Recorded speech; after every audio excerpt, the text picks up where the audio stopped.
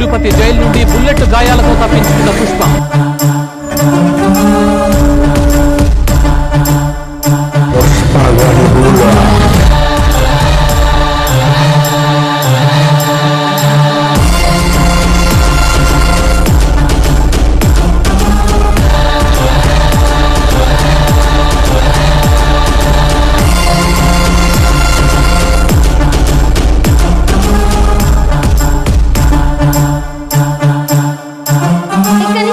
Arjun latest గా నటిస్తున్న movie Pushpa 2.